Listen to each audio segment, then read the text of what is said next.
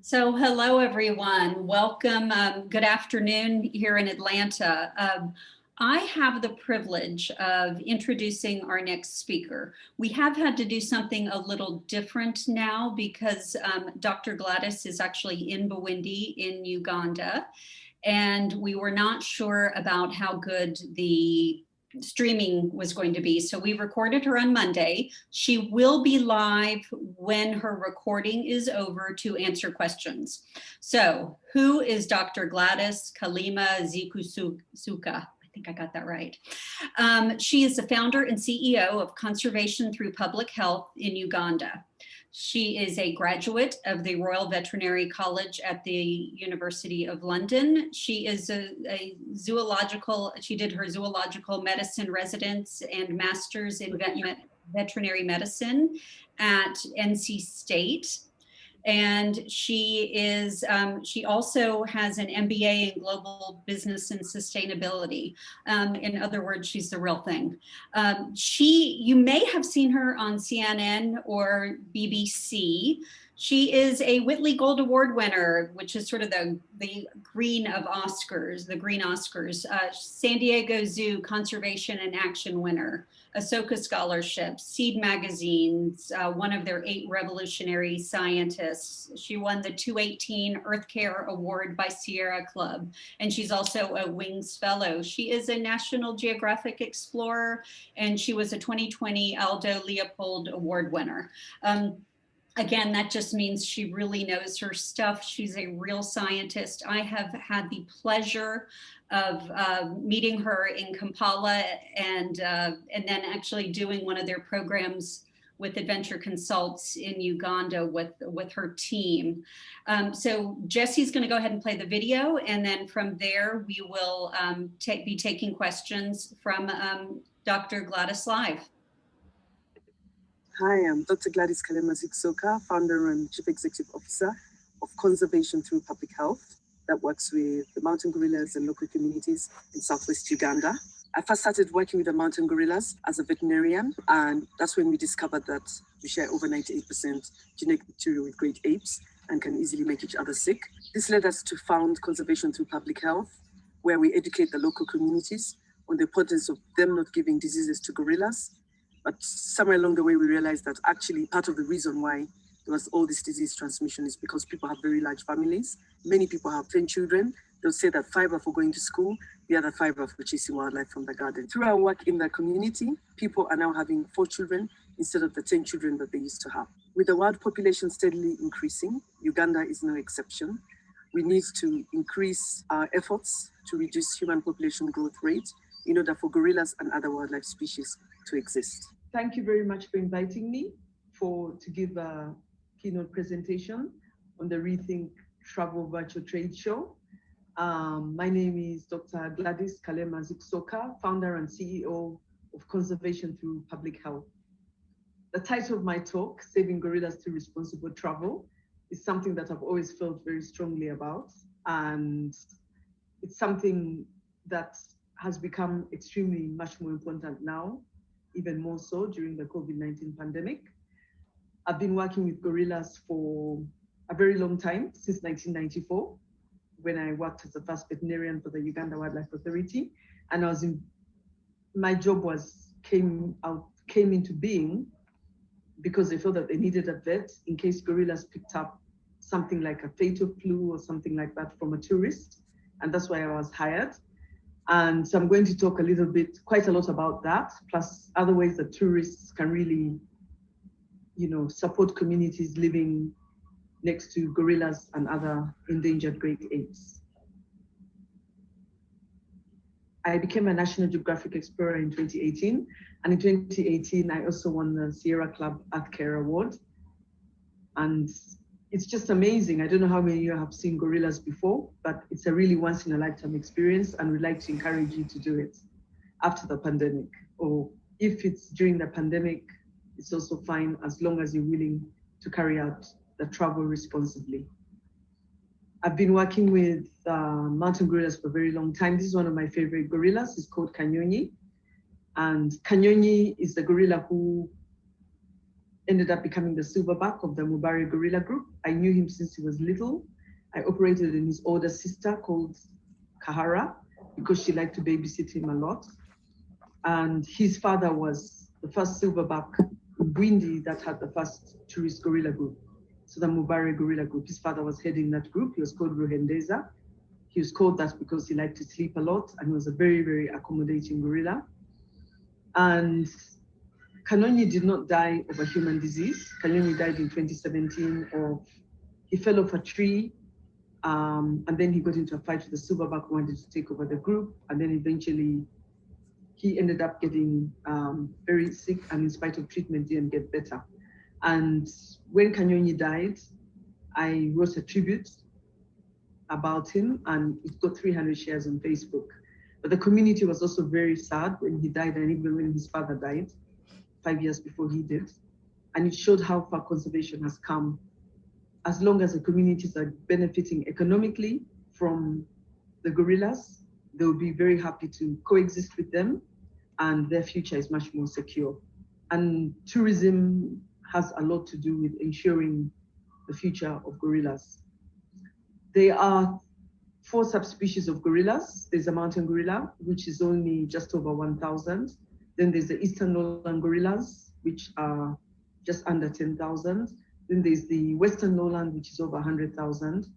And then there's the Cross River, which is even more smaller in number than the mountain gorilla, which is only about 300. But in all these gorilla subspecies, it's only the mountain gorillas which are increasing in number. And the mountain gorillas are the only ones where there's a lot of tourism, which is contributing significantly to the national economy and to the local economy. So we do feel that tourism is very important, but it has to be done responsibly.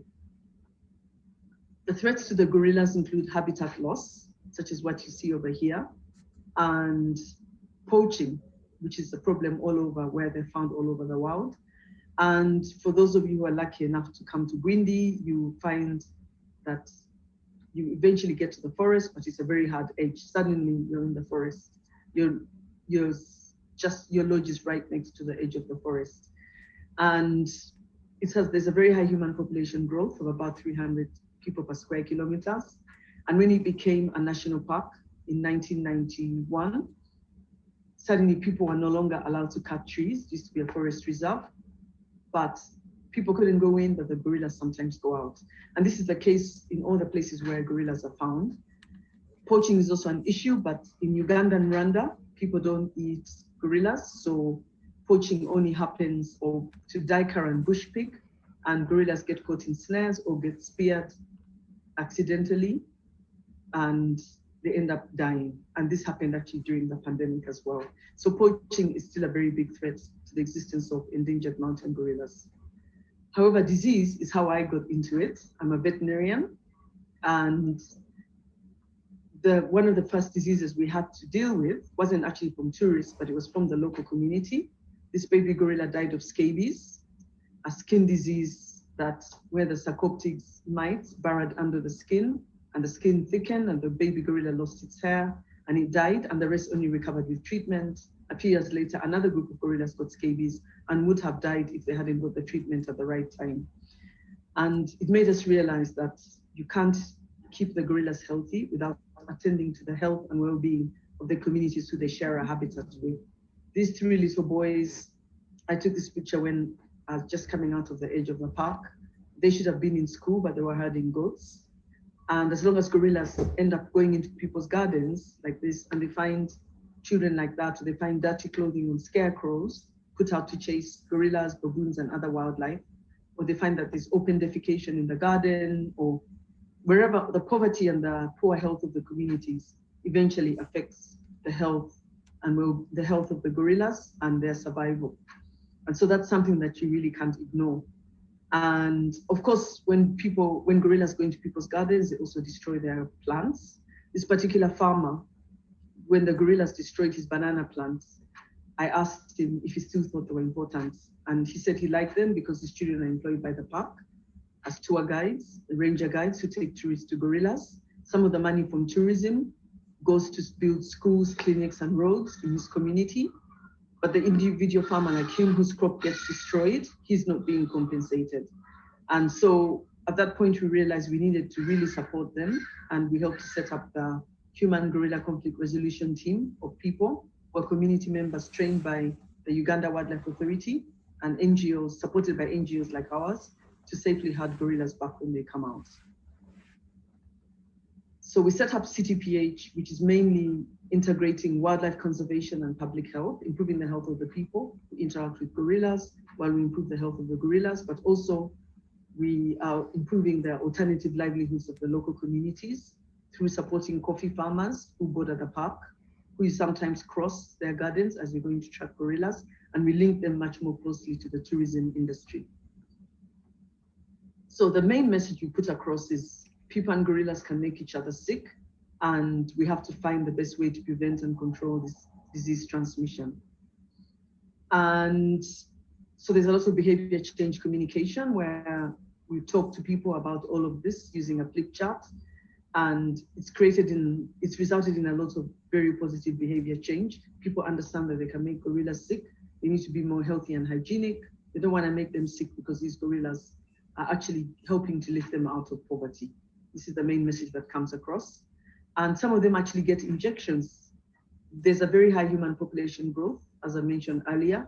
And when you're able to, this lady's giving a family planning injection to someone in the comfort of her own home. And if they can keep getting contraceptives, then they can space their children and only have the children that they want to have.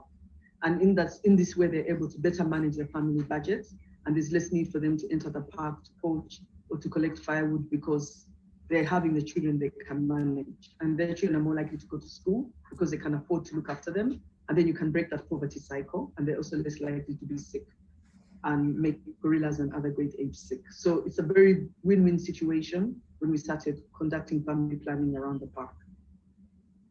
And then, of course, tourists are some of the biggest assets, actually, to the survival and the long-term future of great apes, as we've seen in Uganda and Rwanda. And these are tourists who are viewing gorillas, and they're viewing them at a safe distance of 7 meters. That is what it used to be before the pandemic, which is very good, and which is what we want to encourage most tourists to do. This has resulted in people being lifted out of poverty. This is a lady from the Batwa community that used to live in the park and had to get out when the Uganda government decided that it should be upgraded from a forest reserve to a national park because there were very important species such as gorillas, chimpanzees, elephants that needed to be protected. So this lady called Flora, we work very closely with her. She's one of our village health and conservation team members. And she also educates people on a flip chart, and she also sells masks to tourists. This is actually my son putting a mask on, and that's her Flora's grandchild. And people like Flora, she's happy because she's getting revenue, she's getting an income from the tourists, her family is healthier, and she's more willing to coexist with the gorillas. And this is the kind of message that we try to take all around the park. So as a result of efforts of the government and the NGOs in the area, the mountain gorilla population has almost doubled in the past 25 years. This is something we're really pleased about. This particular gorilla is called Karunji, which means beautiful in the local language. She is with her baby. And of course, you know, we always tell people gorillas are so similar to us. They carry their children like we carry ours. And it's so important to protect them. And it's really magical when you visit them. You know, you really connect when you meet them. And this is the message we take to the communities, and it's the main draw that brings people to come and visit them. And we just have to make sure that the numbers keep growing because there's still so few. And how do we do this? Through responsible tourism. This map is showing how the numbers have gone up. I participated in the first gorilla census in 1997, and the numbers have steadily grown 1.5 times since we first started counting them in Bwindi. And we hope that this is going to continue and that the pandemic won't be the reason why this growth trend stops. So we are really working hard to make sure that this doesn't happen.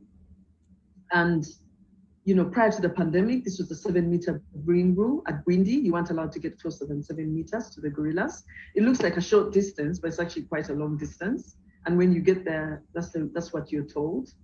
And tourists are being briefed just as they're about to trek about this 7-meter viewing rule. They have to be very, very careful about it. And, of course, they're really excited. This is an early morning trek. They're getting ready to trek. However, we found that having done some research progressively, from when I first started working with them 30 years ago, 1994, which is about 25 years ago, 27 years ago, that progressively this rule has been broken more and more and more. So as the gorillas get more and more habituated, they get closer to people and people get closer to them. So we did some research with a student from Ohio University, Annalisa Weber, and she found that 60% of the time, people were getting too close to gorillas, and 40% of the time was the gorillas breaking the rules. They were getting not only closer than 7 meters, but 3 meters. When she she tracked gorillas about over 200 times. And this became an issue we became concerned about even before the pandemic, because there are a number of respiratory diseases that were spread between people and gorillas, and especially from people to gorillas and from people to chimpanzees.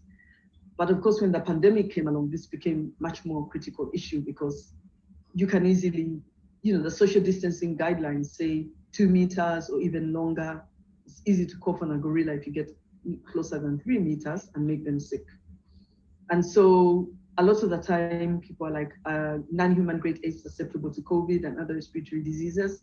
At the beginning of the pandemic, we strongly suspected this, that they were very close and they could easily make them sick because they'd ever got other common flu-like viruses like the human metapneumovirus, the rhino C virus, the chimps in Kibale, human metapneumovirus with the gorillas in Rwanda. We've had another kind of coronavirus, OC43, chimpanzees in Ivory Coast. It came from people. And so we're concerned that the gorillas could also pick up COVID.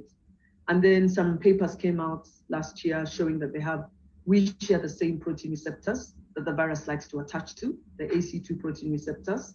And that means that the way that COVID makes us sick is the same way it would make great apes and other old world monkeys like the vervet monkeys, the baboons, and all of them, gorillas, chimps, orangutans, vervet monkeys, baboons, and other kind of old world monkeys sick. And that was a big worry. And then later in the year, January 2021, gorillas in San Diego Zoo picked up COVID from a symptomatic keeper. And then in February, gorillas in Prague Zoo in Czechoslovakia picked up COVID from a keeper. And so that showed that it can really spread. And when it spread to the gorillas in San Diego Zoo, they all got sick. They all need treatment. They all needed treatment, and the elderly silverback needed very extreme treatment in order to get better monoclonal antibodies. And so this kind of showed that the same way COVID affects us, the same way it can affect the great apes, and we have to be very careful. So we started off with a workshop in March 2020, and since then we've held 3 workshops with the park staff, trying to make sure that people wear masks and do all the right things. We've held them together with the Uganda Wildlife Authority in Uganda and other NGOs in the area, like Mountain Gorilla Vet Project, International Gorilla Conservation Program, and the Max Planck Institute, who are NGOs who worked in the Bwindi area for very many years. And we were all very concerned about tourists making gorillas sick once the pandemic began.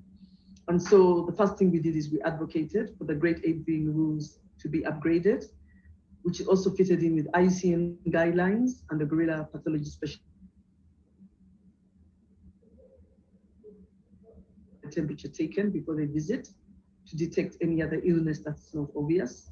And hand washing and disinfection has really been emphasized. Then at the same time, we found that tourists were demanding that gorillas and chimps are protected from COVID. Some of them were even postponing their gorilla permits because they were very concerned that they were going to make the gorillas and chimps sick. And so I'd get two operators saying to me, how can we assure our potential guests that they're not going to make the chimps and gorillas sick? And so we shared with them the new upgraded guidelines. We're having to wear masks. The distance was actually increased from 7 to 10 meters. And the very first day we went out wearing masks to check the gorillas, we found that, we found that they didn't get scared, they didn't run away, and it was a very important day. I was with one of the head female rangers here, she's called Goretti, and it was a very exciting day that actually gorillas don't run away when you wear masks, and you can still visit them, but you have to do it more responsibly. Then we gave a donation of infrared thermometers to the Uganda Wildlife Authority, and so did other NGOs and researchers gave them donations, where the chimps are found. This was the vet of UA who gave the thermometers to. And we also found that we needed to train the gorilla guardians who had gorillas back to the park when they come out. So we did the same thing in the communities. As we did train the rangers, we trained the gorilla guardians. They all now have to wear masks when they had gorillas back. The temperatures have to be taken. And this is a community conservation warden who's training them as well. So we were protecting the gorillas both inside the park and outside the park from the people who they're going to meet. Then, of course, during the pandemic, there was a very big issue about people having to be laid off because they had no jobs. The lodges had closed, global travel had come to a standstill. What do we do? And the park was actually closed for 6 months because of protecting people from getting COVID from each other, and also protecting the gorillas and the chimpanzees from getting COVID from people. And so this particular social enterprise, Right for a Woman, it was started by a local Windy resident, Evelyn, and her husband, Dennis. They hire women who are disadvantaged, and she was about to lay them all off. So we asked her, can she make cloth masks for the park staff so that they can start wearing them when they visit the gorillas? And so she was able to hire back some of them. And it meant that some people were earning a living during the pandemic, and they didn't have to go into the park to poach to earn a living. And so this is something that we felt strongly needed to be done. If we're buying masks, let it be from community members, so it reduces their need to enter the park. But of course, there was also other enterprises that we had started, like Gorilla Conservation Coffee. Prior to the pandemic, it was the most popular coffee being sold in the Entebbe duty-free, and we used to get orders every week. And as you're trekking gorillas, you cross coffee farms. So this particular lady's coffee now ends up in a shop like this one. Just as people are leaving the airport, they're able to buy her coffee. It's processed, packaged. It's a very good Arabica coffee. I was among the top 30 coffees in Coffee Review in 2018. And it was great. It was going really well. But when the pandemic began, we didn't get an order in between March and December 2020. And then when we got an order in December 2020, it's once a month. So it's become a big issue. How do we keep these farmers going in the absence of tourism? And so what we've done is we looked for buyers outside Uganda. We already had a buyer in the US, but they ran out of coffee just as the pandemic began, and they had to reorder it. They were able now to reorder again in January this year. And then we were able to find a buyer in the UK, Manero Beans. They placed 6 orders since the pandemic began, which is fantastic. And whenever I'd give a talk and say, look, you may not be able to visit the gorillas, but you can still help them and save them by buying coffee, so that we can then pay the farmers and buy their coffee, and then it keeps them out of the forest when people are buying the coffee. So our buyer in New Zealand placed another order, and Australia, we got a new buyer, and Kenya. So this is enabling us to keep the farmers going. We currently engage 500 farmers, and 150 of them we've been able to buy coffee from during the pandemic. And this means that the gorillas can still be protected even if tourists are not able to physically travel. Travel has now reduced to 10% of previous levels, as it's trying to pick up again. And we hope that as more and more people are vaccinated, then the situation will improve even more. But unfortunately, because of very little travel and people not having money from tourists, it resulted in this gorilla Rafiki, the head gorilla of Kringo Gorilla Group, Silverback gorilla, was killed by a poacher. And the poacher killed Rafiki, not because he was trying to deliberately spear Rafiki, but he actually went to hunt duiker and bush pig, as you can see from the photos. But when he speared the bush pig and it screamed, the gorilla charged because he wants to protect his family, and the poacher speared him out of self-defense. And so it was a very, very sad day for conservation. And because he had been heading this group since 2008, it was the most popular group in the southern sector, the first one to be habituated to tourism. And this particular poacher, he's been jailed for 11 years, which is the longest anyone has ever been jailed for killing a wild animal in Uganda. So it was a victory for conservation. But however, as long as there are people who are hungry, this is going to keep continuing. So when we went to check on Rafiki's group 1 month later, we went and collected fecal samples from the nest of all the gorillas in the group, which is an activity that we do often as part of our gorilla health monitoring program. We found that they were all looking better. This particular one, Ramutwe, who's now the new head of the group. He's not yet a silverback. He's not yet a silverback, but he's looking, he's now heading the group. We found that he was very wary and of all of us because they just lost their leader, but they were beginning to settle down. And the porter who I hired hadn't had a job for 6 months, but I was able to hire him. It was now August. He hadn't had a job for about 5 months. I was able to hire him, and he was wearing a mask saying in memory of Rafiki. So the community was very, very upset about what happened. But how do we keep them going in the absence of tourism revenue coming in? So in November, we distributed fast-growing seedlings to over 1,000 people. And this included the porters who normally carry tourist luggage to the gorillas. They were the most affected because a lot of people had stopped farming and they just focused on just being in the tourism industry because they were earning a lot more from being in the tourism industry. What they earn in a day is what they would earn in a month, just. And we also distribute so that they don't go back in. You'd find that a porter, his father is a reformed poacher, and now he's not bringing money home. The father is tempted to go back into the park. We also distribute it to the Batwa, who used to live in the park, the human gorilla conflict teams, the village health teams, and everybody who's connected to the park and has been affected by not having tourists. So one thing that we're doing, I'll end up the talk by talking about something that we're doing. We're advocating for responsible tourism to the great apes, not only in Uganda, but all over Africa. There's 21 countries in Africa that have great apes, and 13 of them have tourism at 33 sites. Uganda has tourism at the most sites. We have tourism in very many sites. As you can see here, we have tourism in 9 sites within Uganda. But this tourism, also Rwanda has very many sites. And we find that they all need to improve on the way that they do tourism. So we developed a policy brief geared towards tour operators as part of the Africa Biodiversity Civil Society Alliance. And for tour operators, the main message is in this policy brief is to heighten vigilance to ensure that when you're marketing, you're not telling people that you're going to touch a gorilla, or you're going to get so close to a gorilla. When you're marketing, you're telling people that when you visit the gorillas, you're going to have to wear a mask, you're going to have to maintain a respectable distance of 10 meters so that you can see them properly in their natural behavior and you're not likely to make them sick. And this is a strong message that needs to go out.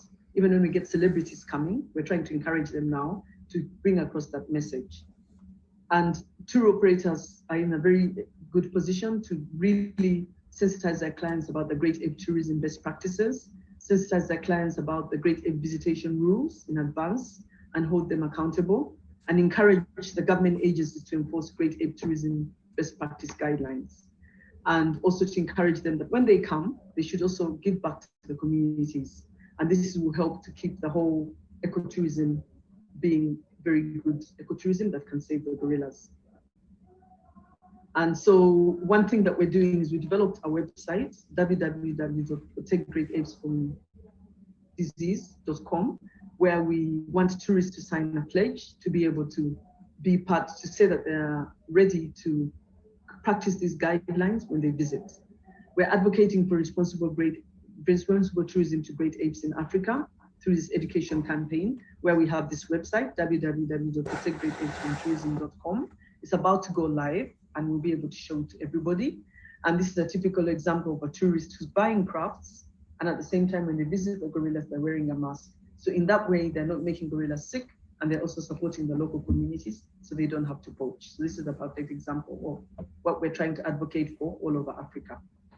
And what you can do, you can spread the word about our work, sign up for our monthly e-newsletter, visit us with Adventure Consults and any other companies, volunteer with us, do research with us, make a donation through our website, follow us on social media. These tourists that come to visit us at our Gorilla Health Center, and you can buy some coffee. We also have a budget camp, so you can stay at our Gorilla Conservation Camp if you're a budget tourist, with the best views of windy forests when you come over. And you can come into our Gorilla Health Center and look under the microscope and learn a lot about the behind the scenes of how we look after the gorillas. We have a cafe in Entebbe. You can come and visit it. It's the first conservation cafe in Uganda. And from it, the only coffee we sell is from the farmers around Bwindi. And when we visit the cafe, you're able to, that you're able to save gorillas one sip at a time by drinking coffee. I'm writing a book about all that I've talked about, my 30-year journey working with gorillas. And we feel that the more that we can advocate through writing, through tourists visiting, we're able to make sure that the gorillas have a very secure future.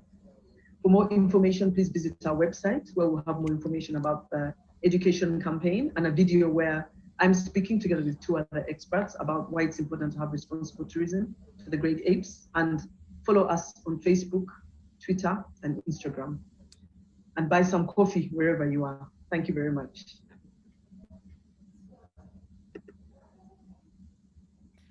Hi, now we are working to try to get Dr. Gladys online. I will tell you the last, and here she comes, yes. Hi. Oh, she's connecting to audio. Last time I was at Bwindi, usually it takes you 3 to 6 hours to go see the gorillas. It was such an easy trek. The only reason it took us 40 minutes is they took us on a loop. It turns out the gorillas were only about 100 feet from us where we started, or 200 feet. So it's really, really special. And Dr. Gladys, do I have you? Yes, she's in from Bwindi. It's quite dark here, so I might have to, I'll just switch up the video maybe. Okay, no, we'd love to see you. It's good. We love to be able to see you. So, I have quite a few questions for you, and it's so nice to see you. It's been about 4 or 5 years, I think, since I've seen you in person. How can tourists participate in your work? What are different ways that they can help, not only if they're to visit the gorillas with you? Can you explain what a typical visit would be? I'd say that a typical visit would be, there are different ways that tourists can contribute to our work. One of them is that they can come and trek gorillas with me. And that's kind of like a very intimate experience. Or they can trek gorillas with our team at Conservation Through Public Health. And they can also visit our Gorilla Health and Community Conservation Center and get a seminar about our work. And that means they can spend an hour, they get a lecture, they ask lots of questions. Or other ways that they can contribute to the work is that they just come and have a quick tour around the place. Tourists can also go on a coffee safari. And in a coffee safari, they can get to meet coffee farmers. And during that time, they can learn how the coffee is helping to save the gorillas. So basically, as I said in my talk, we support coffee farmers and prevent them having to poach. Yeah. Those are some of the ways they can. They can also volunteer in other ways as well. We've had tourists who volunteered. They've helped to improve our website. They developed educational materials for the children or for the volunteers we work with. Yeah, all kinds of things that they can do. Definitely. Yeah, and as somebody who's sold, and they can also buy gorilla conservation coffee in America, yes, or Uganda or any other country. Yeah, and one of the things I think that tour operators and travel agents can do in trying to have more responsible tourism is don't just come to see the gorillas. Come to visit the community and do other things, because the longer people stay, the more it benefits the community. So that's my 2 cents there. How many gorillas are there in Uganda? Uganda, we've got about 500 gorillas.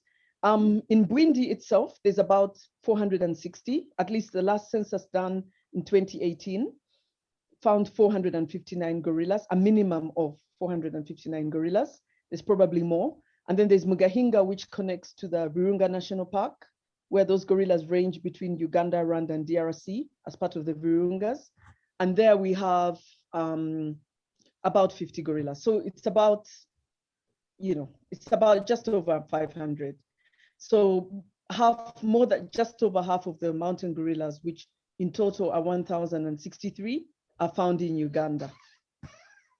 So that is really cool. Is there an area that you personally prefer to go gorilla trekking in? All of them are great.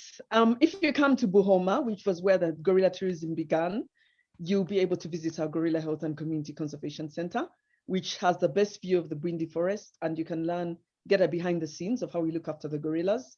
You get to participate in looking under the microscope to see what we're finding in their fecal samples, because every month we collect fecal samples from every gorilla group that's habituated. You can also learn about the community work and go on the coffee safaris. That's why I prefer Buhoma, but all the sites are good. Even we also work with communities, and we also, basically we collect samples from all the gorillas in Bwindi, but the field laboratory is in Buhoma. And we work with communities all over the park, but the main activities, the most developed activities are the ones in Buhoma where gorilla tourism began. Okay, yeah. And how many families of gorillas are there? The last census found about 50 families of gorillas, but yeah, the last census found about 50 families. And how many, do you know how many are habituated for tourists? About half of them. So about half? In the 460 gorillas in Bwindi, about 200 are habituated for tourism. And then I know they have research. About 22 gorilla groups. Okay, I know they have research groups. Do you research the ones that are visited by tourists and other groups that are only visited by scientists? Yes, definitely. Yeah, we do. Because sometimes the research is looking at the gorilla behavior in general. Some of it is related to tourism. For example, we've supervised 2 students who are looking at how tourists, actually more than 2 students, but they're basically looking at how gorillas behave in front of tourists and how tourists behave in front of gorillas.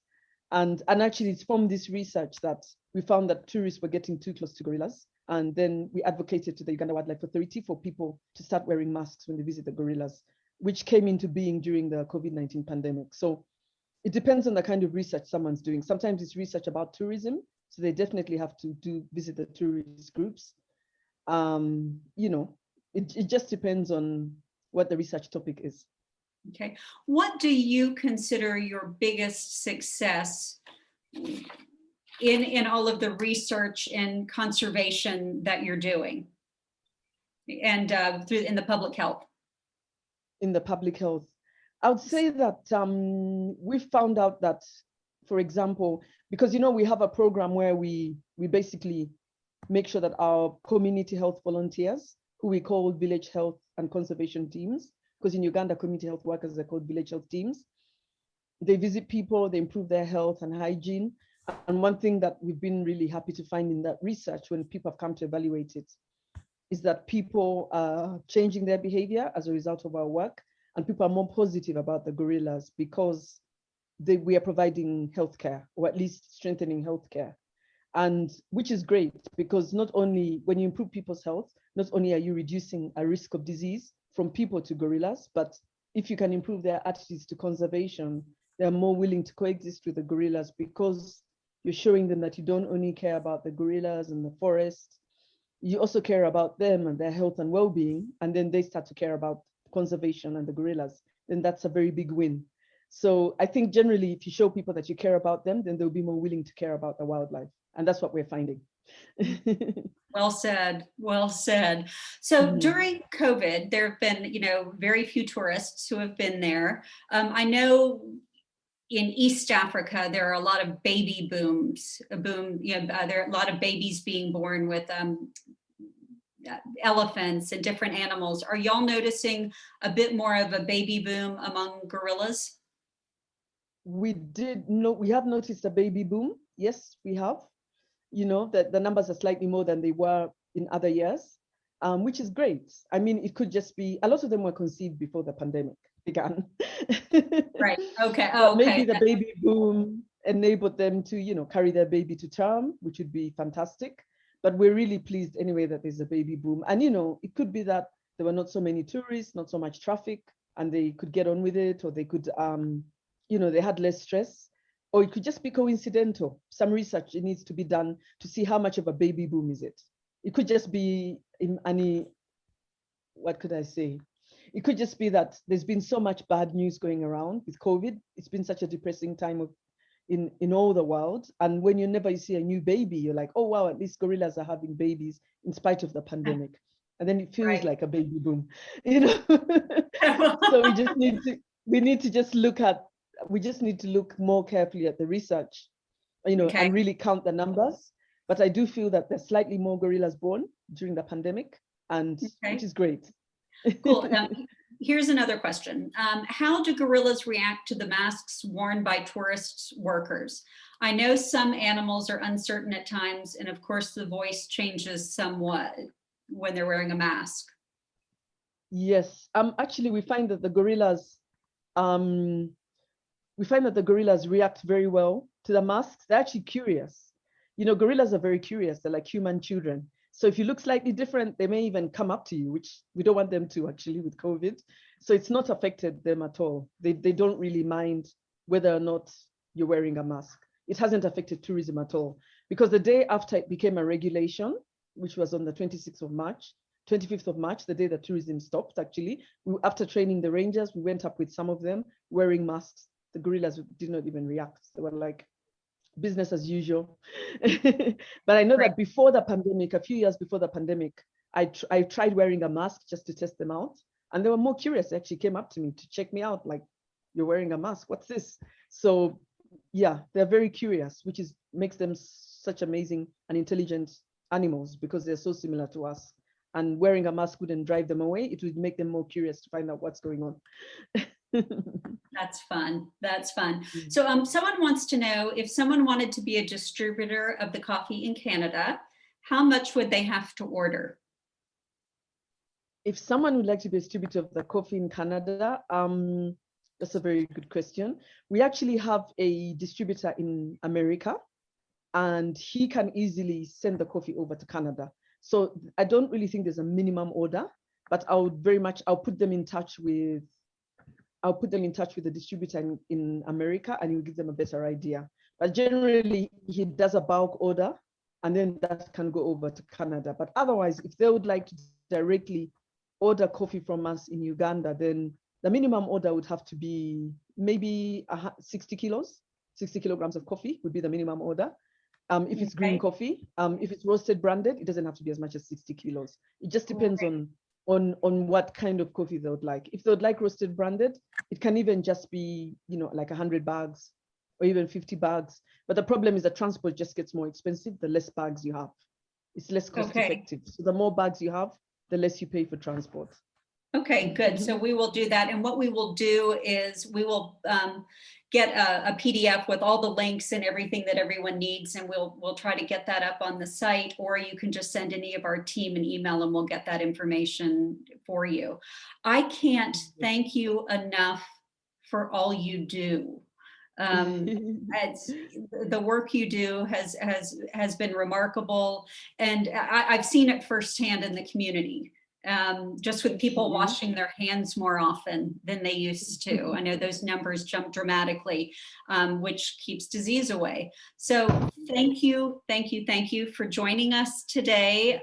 If anybody wants to make any donations to the Conservation Through Public Health, you know, we've got the link up there on their website, and happy to have y'all do that. And I know firsthand what a great organization it is. And now I think you can probably, I don't know if it's bedtime there yet, but getting close to it, I would imagine. So thank you for joining us. Thank you so much, Jane, for inviting me. This has been really great, and it's a wonderful travel show, and it's very timely now with the pandemic. You have to really rethink, how do we do tourism?